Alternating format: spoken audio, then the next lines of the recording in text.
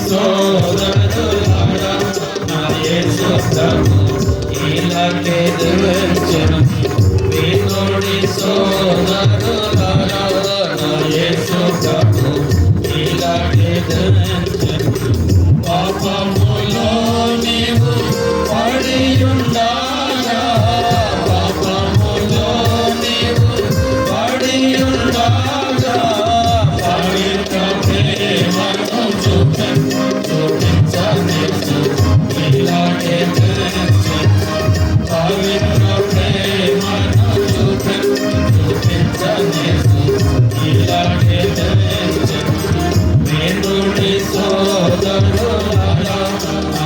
యేసు ప్రభు ఇలాగే వినుడి సోదరులారా యేసు ప్రభు ఇలాగే పాపుల కొరకై సిలువను మోసన పాపుల కొరకై సిలువను మోసన ప్రాణమును చిందించనేసు ఇలాగే ప్రాణమును చిందించనేసు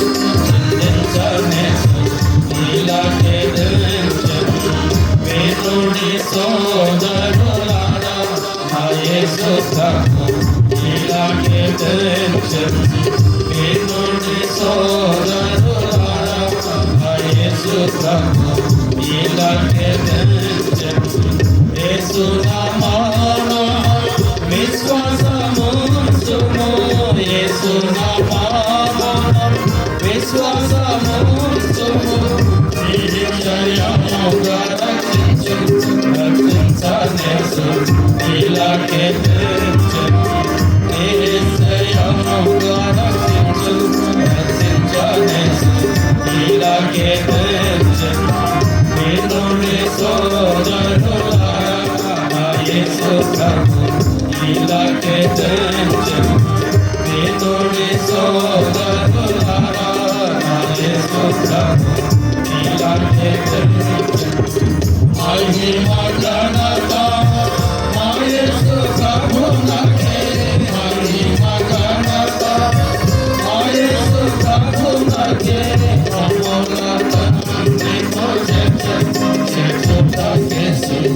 ఇలాగే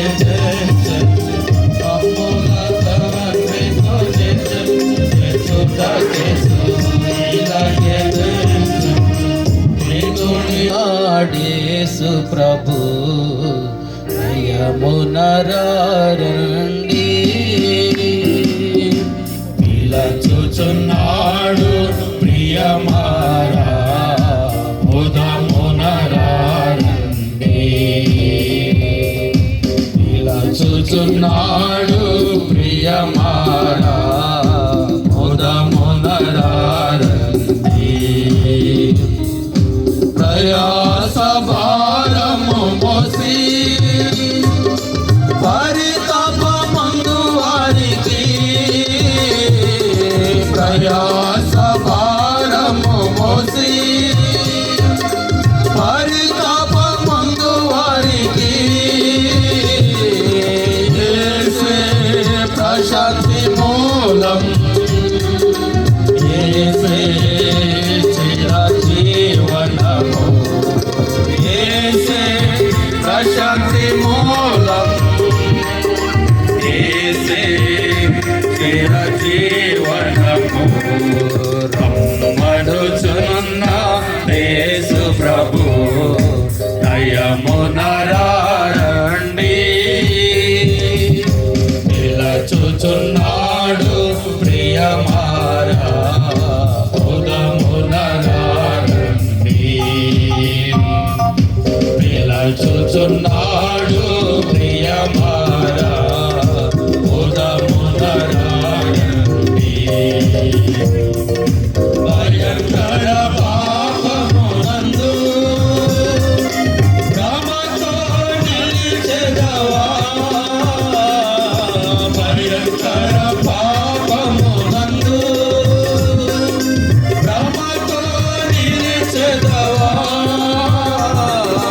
పాపము విడచి యేసు శాంతినే మది కోరవా పాపము విడచి యేసు శాంతినే మది కోరవా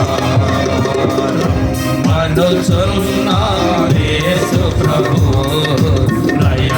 నయమునరండి పిలచుచున్నాడు ప్రియమారా ఉదమునరండి పిలచుచున్నాడు ప్రియమారా ఉదమునరండి అనుకూల సమయమునందు నీ మొరనాలకించును. అనుకూల సమయమునందు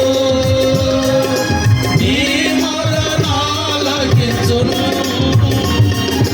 రక్షణ క్షణమే ప్రార్థించు. రక్షణ దినమిది క్షణమే ప్రార్థించు. అనుచునున్నాడే సుప్రభు భయమునరారండి. పిలచుచున్నాడు ప్రియమారా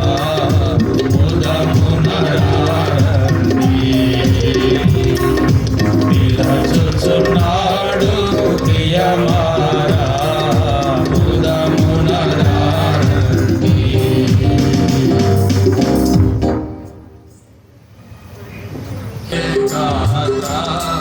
వసుధలో రాక్షకుడే లేడు. వసుధలో రాక్షకుడే లేడు. తిరిగిన వేళ పొరపాటులలో తిరిగిన వేళ పొరపాటులలో పొరపడి సాక్ష్యము చేరుము నేడే. పొరపడి సాక్ష్యము చేరుము నేడే. యేసు ప్రభువే గాక వసుధలో రాక్షకుడే లేడు. వసుధలో రాక్షకుడే లేడు. యేసుకునేముని వాసము కాగా యేసుకునేముని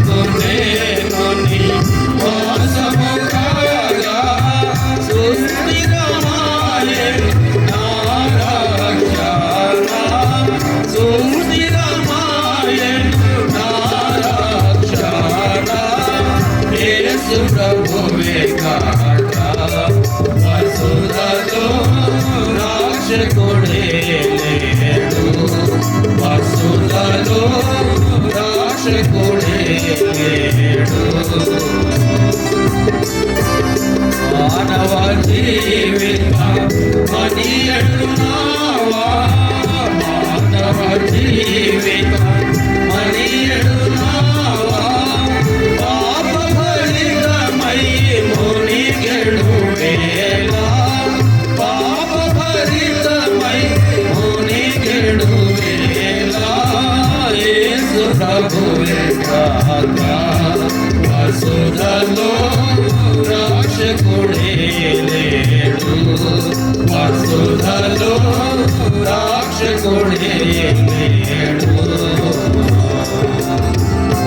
స్వయం కృషులు శాస్త్రములు స్వయం కృషులు శాస్త్రములు చేసినాను దోషము పోదు. చేసినాను దోషము పోదు. యేసు ప్రభువే గాక వసుధలో రాక్షకుడే లేడు. వసుధలో రాక్షకుడే లేడు.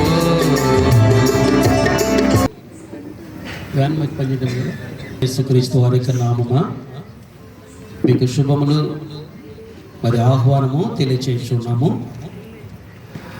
కాబట్టి మీకు తెలుసు ఈ యొక్క క్వార్టర్స్లో మరి మా ప్రియ సహోదరుడు జాషువా గారు, మహిత సహోదరి, వారి పిల్లల కుటుంబము ఉంటూ ఉన్నారు. మరి వారి యొక్క ఆశ ఏంటంటే ఈ మినీ క్రిస్మస్ ప్రోగ్రాం పెట్టి కొంత వాక్యాన్ని ఈ క్వార్టర్స్లో ఉన్న మరి ప్రజలకు అందించాలని వారి యొక్క కోరిక, వారి యొక్క ఆశ.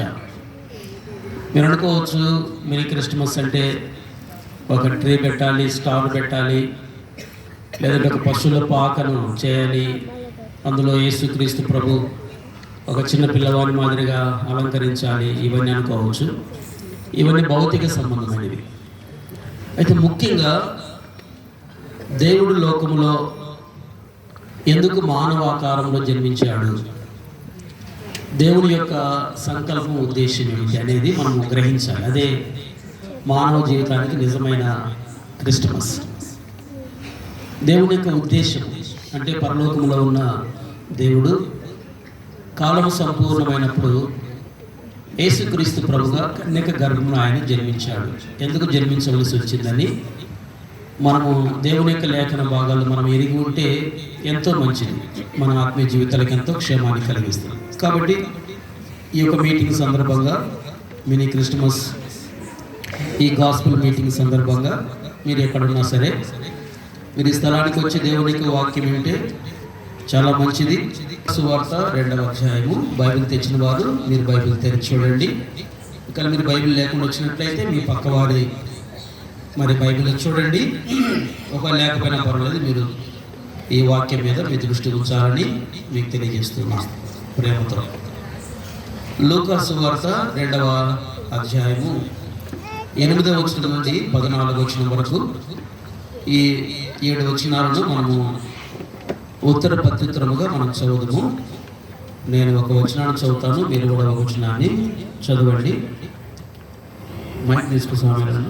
తర్వాత పొలంలో ఉండి రాత్రి వేళ తమ మందను కాచుకొనుచుండగా ప్రభుత్వం వారి వద్దకు వచ్చి నిలిచెను.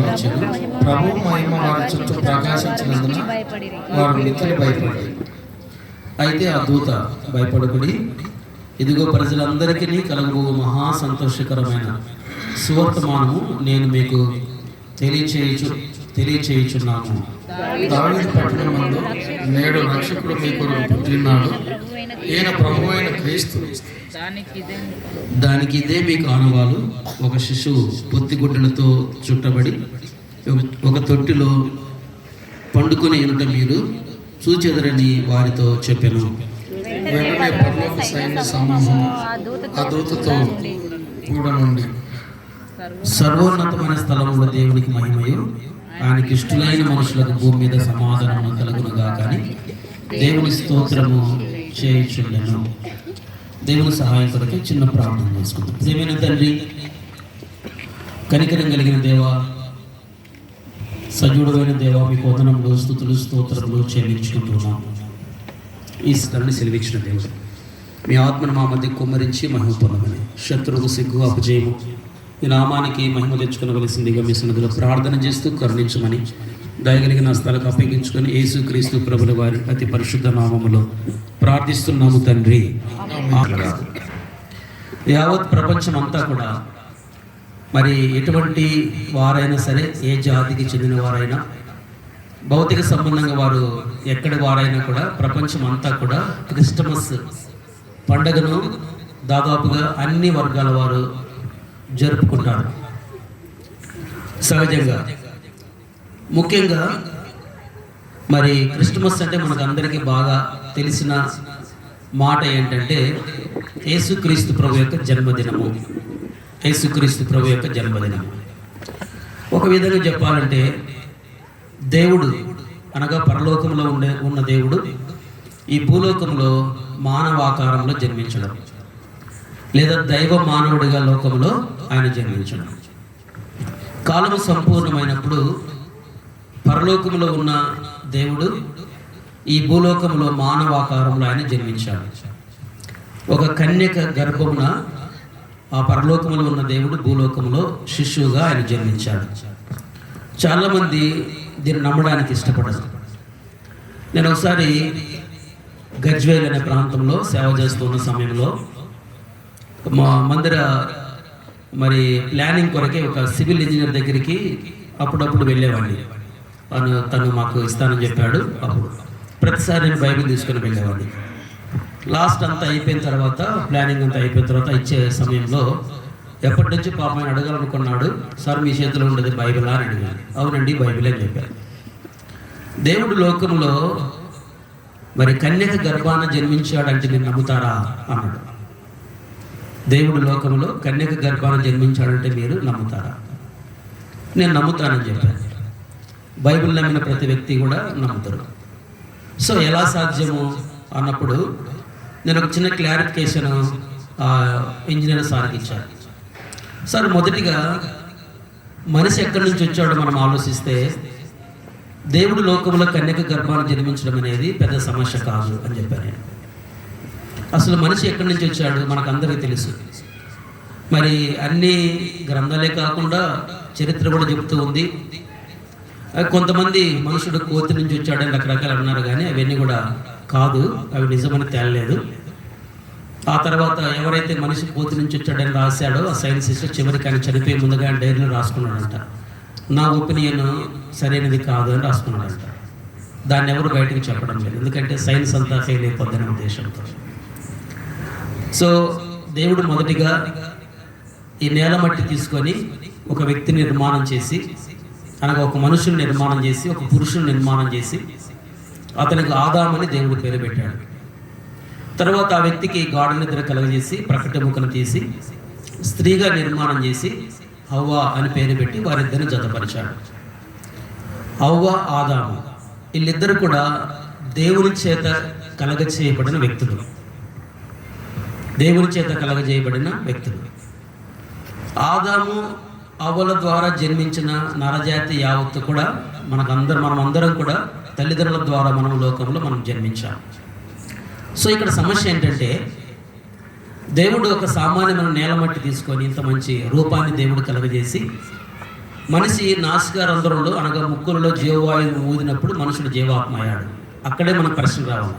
ఇంకా ఇంగ్లీష్ బైబిల్లో చక్కగా డస్ట్ అనే పదం చెప్పబడి ఉంటుంది. మట్టి అనే దగ్గర డస్ట్ అనే పదం చెప్పబడి ఉంటుంది. నేల మట్టితో దేవుడు ఇంత మంచి మనుషుని నిర్మాణం చేసి నాసికారంధ్రంలో జీవవాయువు ఊదినప్పుడు మనుషుడు జీవాత్మయుడు, మనం చెల్లిస్తున్నాం, మాట్లాడుతున్నాం. అర్థమైందండి?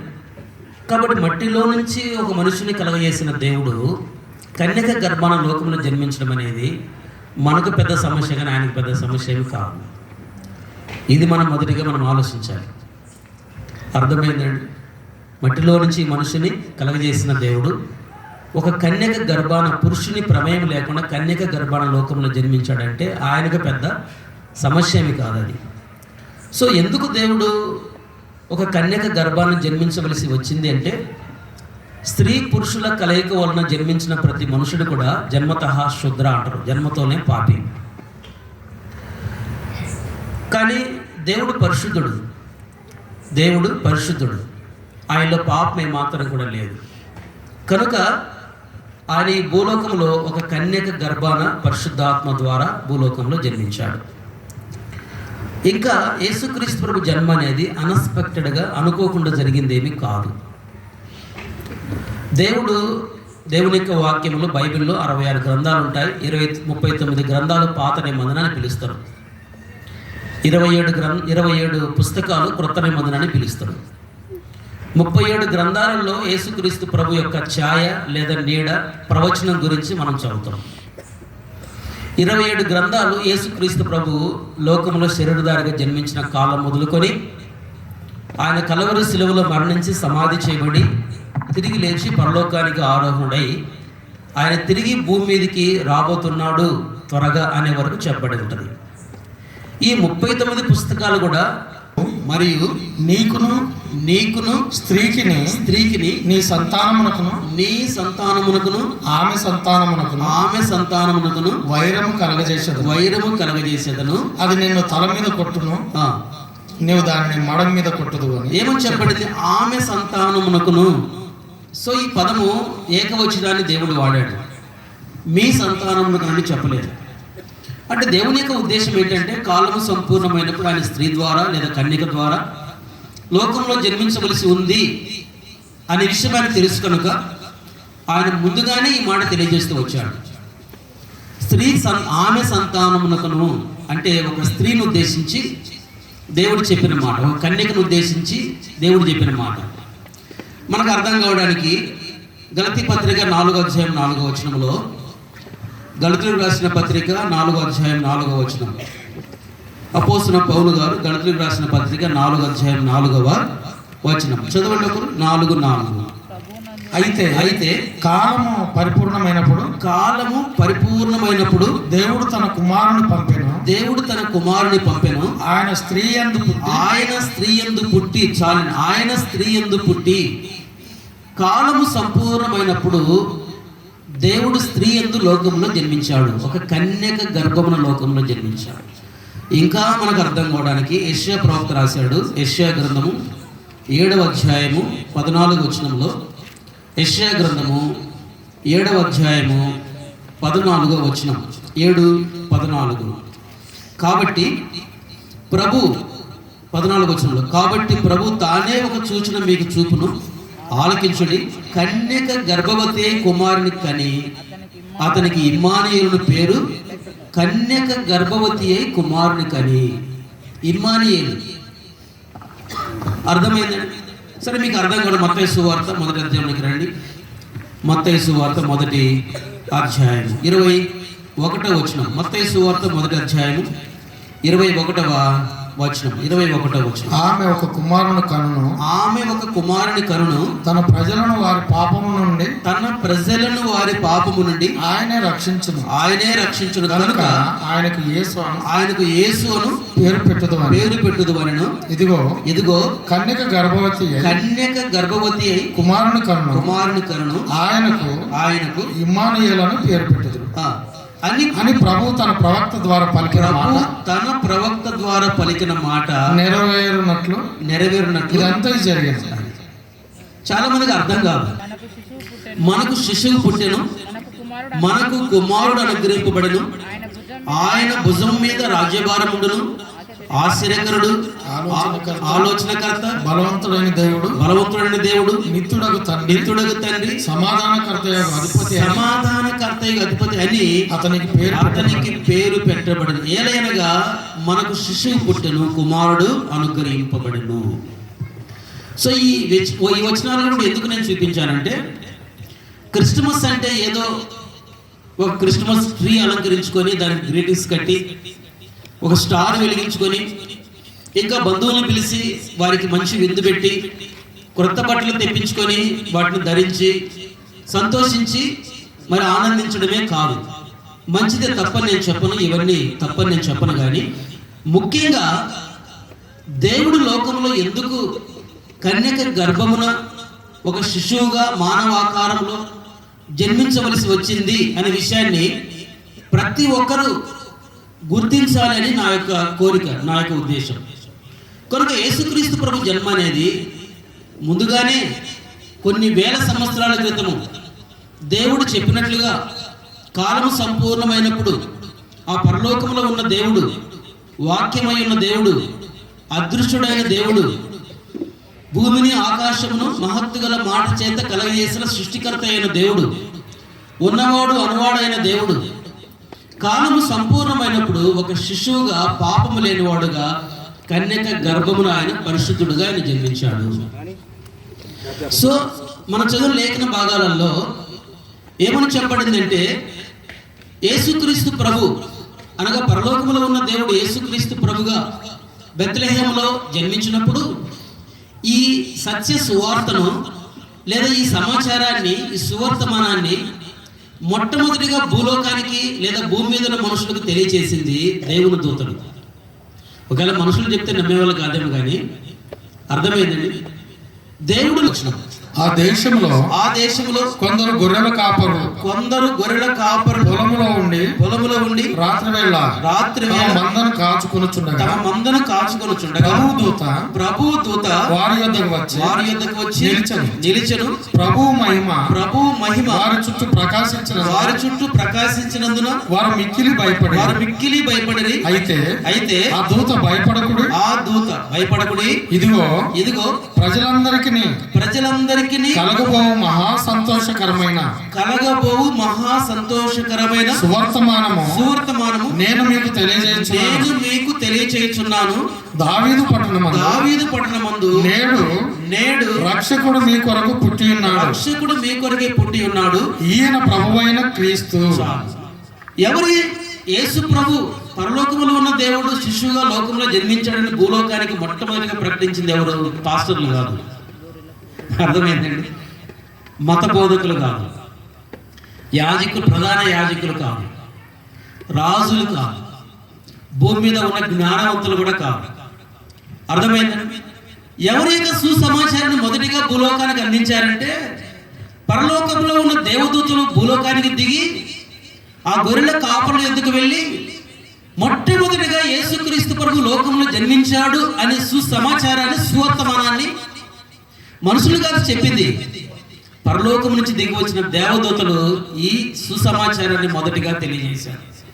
కనుక ప్రియుడా, ఈ సువార్త అనేది ఏదో ఒక మనుషుల ద్వారా కలిగింది కాదు, ఒక పాస్టర్ ద్వారానో, ఒక మత బోధకుని ద్వారానో, లేదంటే మరి మరొక మనుషుల ద్వారా కలిగిందేమి, చెప్పబడిందేమి కాదు.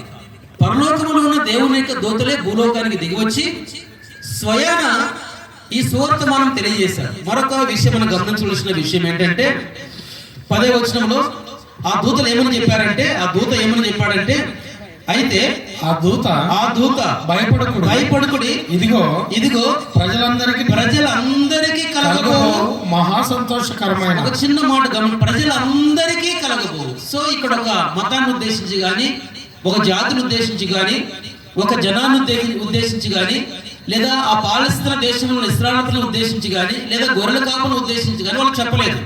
ప్రజలందరికీ, యావత్ ప్రపంచంలో ఉన్న ప్రజలందరికీ చెప్పిన సువార్తమానం ఇది. అర్థమైంది? మనం అనుకోవచ్చు, ఏమనుకోవచ్చు, ఇది మనకు సంబంధించింది కాదు, ఇది మన దేశానికి సంబంధించింది కాదు, లేదంటే మనకు సంబంధించింది అనుకోవచ్చు, కానీ కాదు. దేవుని యొక్క దూతలు మొదటిగా చెప్పిన మాట ఏంటంటే ప్రజలందరికీ కలగబోవు. అంటే యావత్ భూమి మీద ఉన్న ఏ జాతి అయినా, ఏ కులమైనా, ఏ మతమైనా, ఏ భాష మాట్లాడినా, ఏ ప్రాంతంలో ఉన్నా, వారు చదువుకున్నా చదువు రాని వారైనా, వారు మరి జ్ఞానవంతులైనా, పామరులైనా, పేదవాళ్ళైనా, గొప్పవాళ్ళైనా, ఎవరైనా సరే ప్రజలందరికీ కలగబోవు మహా సంతోషకరమైన సువర్తమానము. కాబట్టి యేసుక్రీస్తు ప్రభు అనగా పరలోకములో ఉన్న దేవుడు ఏదో ఒక మతాన్ని స్థాపించడానికి భూలోకానికి రాలేదు, లేదా ఒక వర్గం కొరకే భూలోకానికి రాలేదు, లేదంటే ఒక ప్రజ కొరకే భూలోకానికి రాలేదు, లేదంటే ఎవరి కోసము ఒక సంస్థ స్థాపించడానికి రాలేదు. ప్రజలందరికీ కలగబో మహా సంతోషకరమైన సువార్తమానం.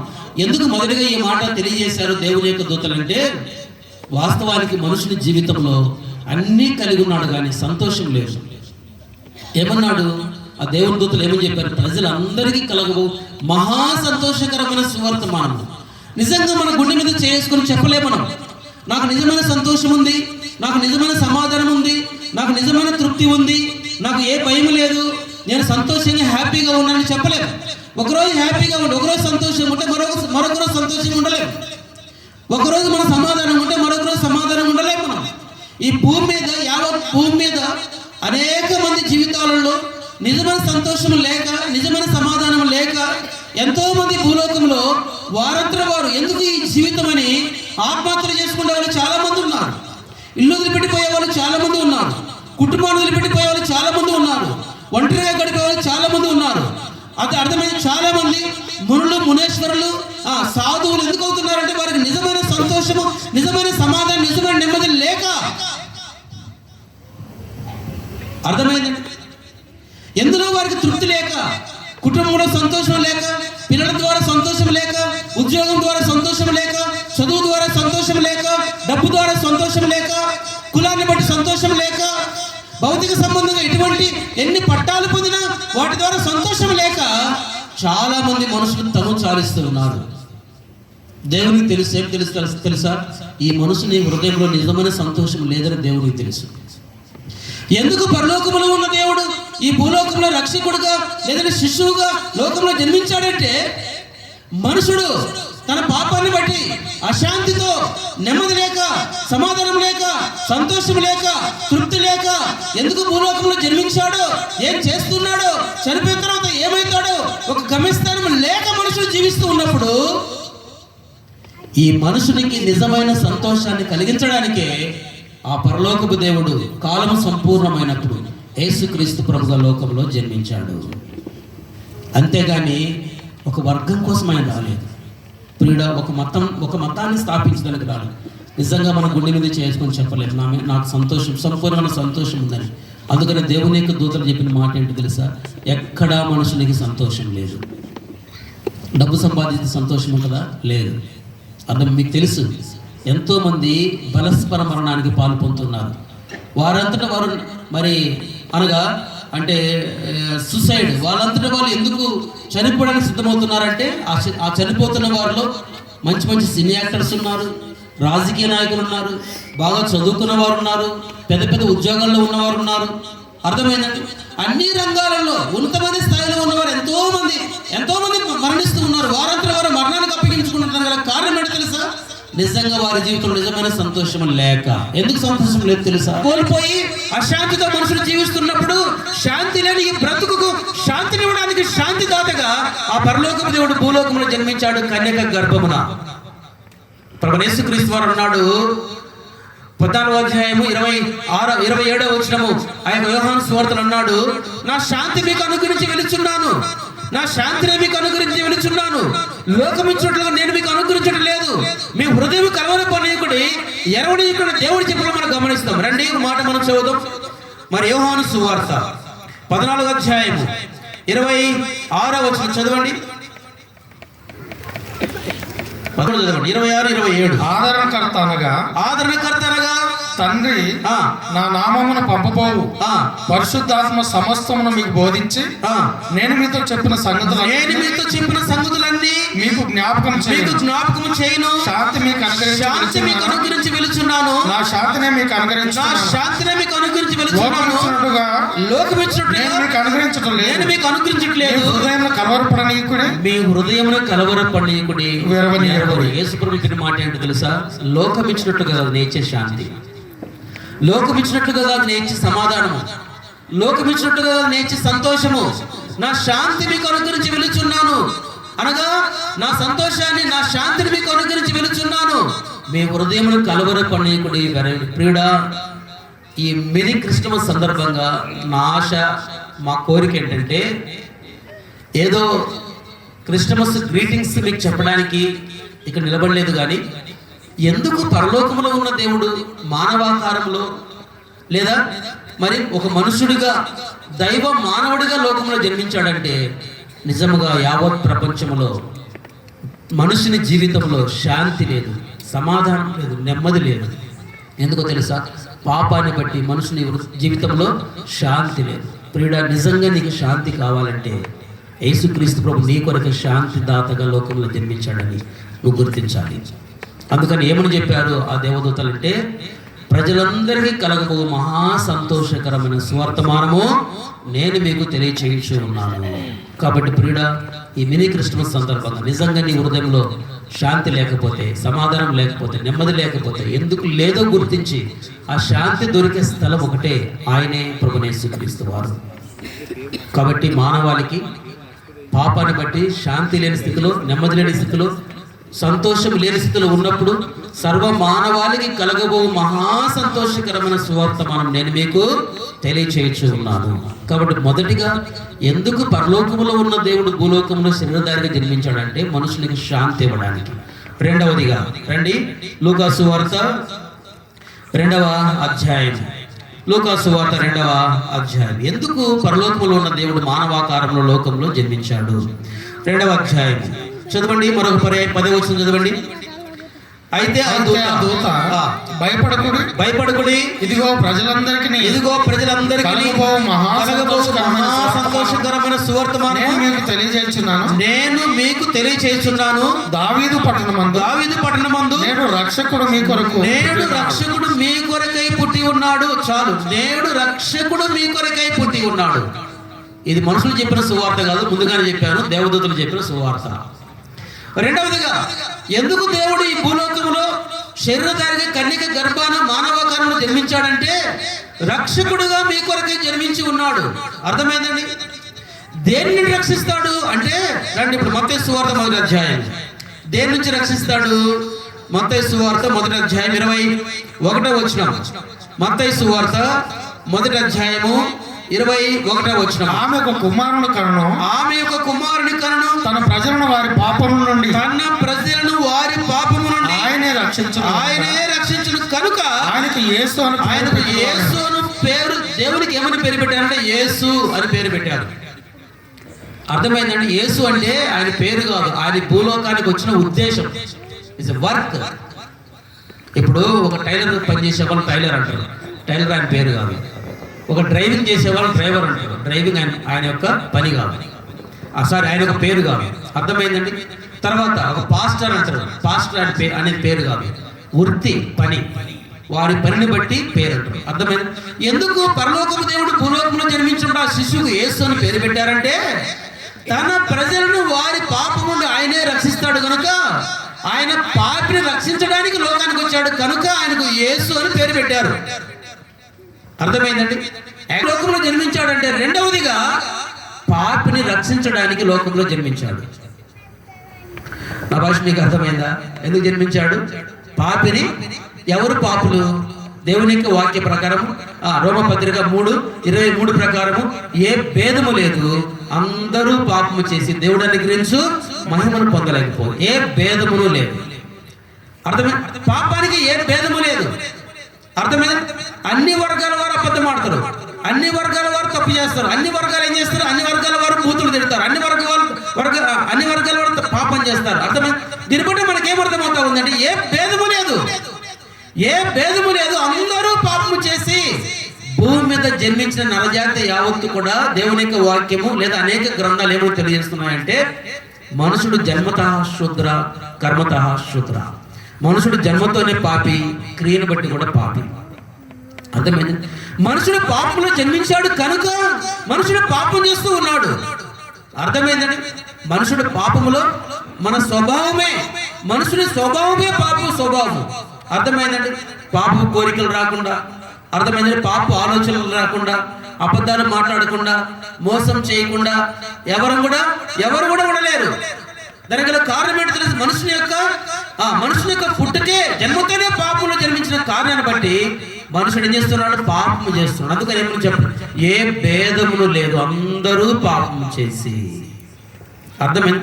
రోమపత్రిక 3వ అధ్యాయం 23వ వచనము. అపోస్తలుడైన పౌలు రోమీయులకు రాసిన పత్రిక, భేదములు లేదు, అందరూ పాపము చేసి దేవుడు అనుగ్రహించు మహిమను ఏ భేదము లేదండి. కనుక ఎందుకు పరలోకములో ఉన్న దేవుడు మానవాకారం లోకంలో జన్మించాడంటే ఆయన ఉద్దేశం ఏంటంటే ఈ పాపిని రక్షించడానికి పరలోకములో ఉన్న దేవుడు భూలోకములో రక్షకుడుగా జన్మించాడు. ఎవరు పాపలను దేవునికి వాక్యం చెప్పబడుతుంది? ఏ భేదము లేదు, అందరూ పాపము చేసి. గమనించండి, దేని నుంచైనా మనం విడుదల పొందొచ్చు కానీ పాపము నుండి మనంతటా మనం విడుదల పొందలేము. అర్థమైంది? ఎన్ని దాన ధర్మాలు చేసినా, ఎన్ని పుణ్యకారాలు చేసినా, ఏం చేసినా మనుషుడు మంచివాడని అనిపించుకోవచ్చు కానీ ఆంతర్యములో ఉన్న పాపాన్ని ఎవరూ తీసివేయలేరు. అర్థమైంది? ఎవరు తీసివేయలేరు. కనుక ఈ పాపము నుంచి విడిపించడానికి, మనుషుని పాపాన్ని క్షమించడానికి, మనుషుల్లో ఉన్న పాపం విషయమై క్షమించి మనుషుని పరిశుద్ధిగా చేయడానికి ఆ పరలోకపు దేవుడు ఈ భూలోకంలో శిశువుగా, రక్షకుడుగా లోకంలో జన్మించాడు. అర్థమైందండి? అందుకని ఏమని చెప్పబడిందంటే ఎందుకు దేవుడు లోకంలో జన్మించి ఆ కలవరి శిలువలో రక్తమును చిందించి మరణించి ఆయన మరణమును జయించి తిరిగి లేవలసి వచ్చిందంటే మనం చేసిన పాపానికి బదులుగా ఆ పరలోకపు దేవుడు మన కొరకే శిక్షను పొందాడు. మన కొరకు ఏం చేసి శిక్ష పొందాడు. అర్థమైందండి? ఏం చేశాడు ఆయన అంటే 33 సంవత్సరం భూలోకములో ఆయన జీవించాడు. ఆయన దేవుడు కనుక అనేక అద్భుతాలు చేశాడు, సూచక్రియలు చేశాడు, మహత్కార్యాలు చేశాడు. ప్రభువు యేసుక్రీస్తు వారు అన్నాడు ఇవన్నీ చేయుటకు రాలేదు కానీ, అర్థమైందండి? ఏమన్నాడు? మనుష్య కుమారుడు పరిచారం చేయించుకుంటూ రాలేదు కానీ పరిచర్య చేయుటకును అనేకుల ప్రాణ విమోచన ధనముగా తన ప్రాణం ఇచ్చుటకు వచ్చిన ప్రభువు యేసుక్రీస్తు వారు స్వయాన తెలియజేస్తూ వచ్చాడు. అన్నాడు, నేను గొర్రెలకు మంచి కాపరిని, మంచి కాపరి గొర్రెల కొరకై తన ప్రాణము పెట్టును. కాబట్టి ఆ పరలోకపు దేవుడు ఈ భూలోకంలో ఎందుకు మానవాకారంలో జన్మించాడంటే ఈ పాపిని రక్షించి, పాపము నుంచి క్షమించి, పాపము నుంచి విడుదల కలిగించి, పరిశుద్ధుడిగా చేసి ఆ మోక్షానికి, పరలోకానికి చేర్చడానికే ఆ పరలోకపు దేవుడు భూలోకానికి రక్షకుడుగా జన్మించాడు. అర్థమైందండి? ఆ పరలోకపు దేవుడు భూలోకము రక్షకుడుగా జన్మించి సర్వ మానవాళి పాప విమోచన కొరకై ప్రభు యేసుక్రీస్తు ఏం చేశాడు? మనుషులు చేతులతో చేసిన పాపం కొరకై యేసుక్రీస్తు తన చేతుల్లో మేకులు కొట్టించుకున్నాడు. మనం చేతులతో పాపం చేస్తే మనకు బదులుగా ప్రభు యేసుక్రీస్తు తన చేతుల్లో మేకులు కొట్టించుకున్నాడు. మన హృదయంలో ఉన్న పాపం కొరకై ప్రభు యేసుక్రీస్తు ప్రక్కలో బల్యంతో పొడిపించుకున్నాడు. మనం తిరగరాని స్థలాలను తిరిగి ఈ కాళ్ళతో చేసిన పాపం కొరకే ప్రభు యేసుక్రీస్తు వారు తన కాళ్ళలో చీలగొట్టించుకున్నాడు. మన తనలో అనేకమైన తప్పుడు ఆలోచనలు ఉన్న కారణాన్ని బట్టి ప్రభు యేసుక్రీస్తు వారు తల మీద ముళ్ళ కిరీటం పెట్టించుకున్నాడు. ప్రభు యేసుక్రీస్తు వారు నీ కొరకే నా కొరకే ఆయన పంచ గాయములు దేనికి పొందాడంటే తన దేహం అంతా కూడా చారలుగా కొరడాలతో దున్నపడుతూ వచ్చిన గల కారణం ఏంటి తెలుసా? మనం దేహంతో చేసిన పాపం కొరకై ప్రభు యేసుక్రీస్తు వారు దేహాన్ని అప్పగించాడు. చివరిగా రక్తము చిందించకుండా పాపమునకు క్షమాపణ కలగదు గనుక ఆ దేవాతి దేవుడు కలవరి శిలువలో చివరి రక్తపు బొట్టు వరకు ఆయన చిందించాడు. మీకు అర్థం కావడానికి ఏదైనా ఒక పెద్ద బిల్డింగ్ కట్టినప్పుడు లేదా ఏదైనా ఒక పెద్ద ఆ రక్తం పరిశుద్ధమైనది కావాలి. ఎందుకు? పరలోకపు దేవుడు కన్యక గర్భాన పరిశుద్ధుడుగా జన్మించాడంటే పాపము లేని పరిశుద్ధమైన రక్తము మనుషుని యొక్క పాపానికి క్షమాపణ కలిగిస్తుంది. అర్థం కనుక పరలోకమున్న దేవుడు పరిశుద్ధుడిగా లోకంలో జన్మించి సర్వ మానవాళి పాప విమోచన కొరకై ఆ కలవరి శిలువలో పంచగాయములు పొంది రక్తమంతా చిందించి ఆయన మరణించి సమాధి చేయబడి మరణమును జయించి తిరిగి లేచి అన్నాడు, ఇదిగో ఇది నా రక్తం, అనేకుల పాప క్షమాపణ కొరకై చిందించబడిన నా నిబంధన రక్తమును ప్రభువైన యేసుక్రీస్తు వారు తెలియజేస్తూ. అందుకనే యోహాను రాసిన మొదటి పత్రిక 1వ అధ్యాయం 7వ వచనం చెప్పబడింది, యేసు రక్తము ప్రతి పాపం నుండి కడిగి మనల్ని పవిత్రులుగా చేయను. రండి, యోహాను రాసిన మొదటి పత్రిక 1వ అధ్యాయం. అయితే ఆయన వెలుగులో ఉన్న ప్రకారము మనమును వెలుగులో నడిచిన యెడల మనము అన్యోన్య సహవాసం గలవారమై ఉండుము. అప్పుడు ఆయన కుమారుడైన యేసు రక్తము ప్రతి పాపము నుండి కడిగి యేసు రక్తము ప్రతి పాపము నుండి కడిగి మన పవిత్రులుగా చేయను. నేడు మీ కొరకే రక్షకుడు పుట్టి ఉన్నాడు అన్నాడు. యేసు అంటే ఏంటి? రక్షకుడు. ఆ రక్షకుని రక్తము ద్వారానే మనిషి పాపానికి విమోచన. అర్థమైంది? ఆ రక్షకుని యొక్క ఆ యేసుక్రీస్తు ప్రభు కలవరి శిలువలో కార్చిన రక్తము ద్వారా మనిషి పాపానికి మనిషిని యొక్క పాపానికి విమోచన, మనిషి పాపానికి క్షమాపణ. యేసు రక్తము ప్రతి పాపముని కడిగి పవిత్రులుగా చేయను. ప్రియుడా, నా తలంపు ఏంటంటే ఇప్పటి వరకు ఎంత ఘోరమైన తప్పిదములో ఎంత ఘోరమైన పాపంలో ఉన్నా దేవుడు నిన్ను ద్వేషించలేదు, కానీ నీ పాపాన్ని క్షమించడానికే, నీ పాపాన్ని తీసివేయడానికే, నీకు రక్షణ కలిగించడానికే ఈ లోకానికి అరుదించి లోకంలో జన్మించి రక్షకుడుగా యేసుగా నీ కొరకై కలవరి శిలువలో ఆయన రక్తమంతా చిందించి మరణించి సమాధి చేయబడి తిరిగి లేచాడు. నువ్వు చెప్పాల్సింది ఒకటే, యేసు నీ రక్తంతో నా ప్రతి పాపాన్ని కడుగుచాను. రేపటి నుంచి నీ జీవితం చూడు. ఈ రోజు వరకు నువ్వు ఎన్ని సినిమాలు చూస్తా ఉన్నా, ఎన్ని సిగరెట్లు తాగుతా ఉన్నా, ఎంత మందు తాగుతా ఉన్నా, ఏదైనా ఈ క్షణం ఒకవేళ యేసుక్రీస్తు ప్రభు రక్తాన్ని ఆశ్రయించినట్లయితే రేపే నీ జీవితంలో మార్పు కలిగి సినిమా అంటే నీకు అసహ్యము, సిగరెట్ అంటే అసహ్యము,